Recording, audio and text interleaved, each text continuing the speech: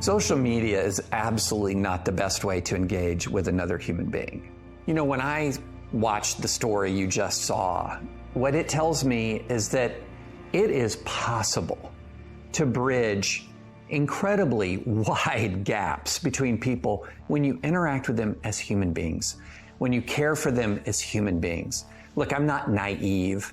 I know that you can reach out to somebody and they can rebuff it. I know that you can try to heal breaches and you can fail. These are things that happen in this fallen world. But I also know that if we treat people as social media caricatures, if we view them entirely through the prism of their political point of view and ascribe all of our judgments about them based on their political point of view, we're just doing it wrong. Everybody has a story. I'm reminded, was it Chesterton who said, "Be kind, everyone faces a hard battle"? We don't know the battle that other people face. And by giving them charity, by giving them grace, we actually have an opportunity to enter into their lives. Again, nothing is guaranteed. It's a risk to reach out to somebody. But if you don't break through that social media barrier, you don't even give yourself a chance to have the kind of relationship that Nancy and Kathy have developed. I know it is incredibly easy to make judgments about people based on social media. I'm somebody who spends time on social media as part of my job. As a columnist, I'm supposed to not just write my columns, but also talk about them, promote them on social media. So I'm there a lot, and I know what it's like to be seen entirely through that prism, as if I'm nothing other than the pieces that I write or the tweets that I send. And frankly, you know, it's in many ways only a very small part of me. One thing that I've learned is that sometimes the most aggressive people online are also some of the people who are in the most pain. People who are battling the worst demons, so to speak. And they're not necessarily political. It could be personal. And a lot of people, when they're vulnerable and they're hurting, they don't actually present as vulnerable. They present as very angry. They present as somebody who's lashing out, who's short-tempered. You know, when we know someone in their personal lives, we often are much more able to give them grace because we know their backstory. We know that they're going through something difficult.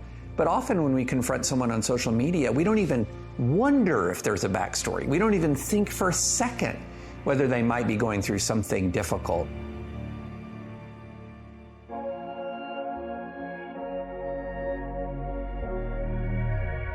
I get a lot of backlash. People get very angry at me because of the positions that I take in politics. And I try very hard not to respond in kind because I don't know what that person is going through. I don't know their backstory. And if I use my platform, if I use my following to unleash on that individual, even if it's sort of perceived as self-defense, I could be inflicting real harm on them. So I'm trying to be very careful about this. I'm mindful of the scripture that says, "A bruised reed he will not break, a smoldering wick he will not snuff out." Speaking of Jesus, well, as a follower of Jesus, I don't want to be a person who's breaking the bruised reeds, who's snuffing out the smoldering wicks. So yeah, there are moments when I have to respond, maybe to clear up some falsehood, or I have to respond to clear up some mistake. But as a general matter, I try very hard not to lash back out when people lash at me, because I'm mindful of this reality.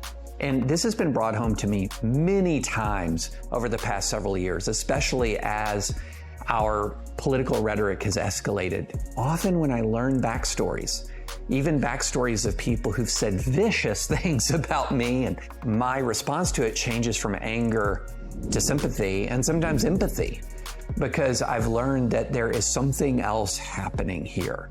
And that's why we can't accept people as sort of the two-dimensional caricature we see in a tweet or we see in a Facebook post. They're much more complicated than that. And by default, extending that kindness, extending that charity, you have a chance at achieving what Nancy and Kathy achieved by forming a real relationship.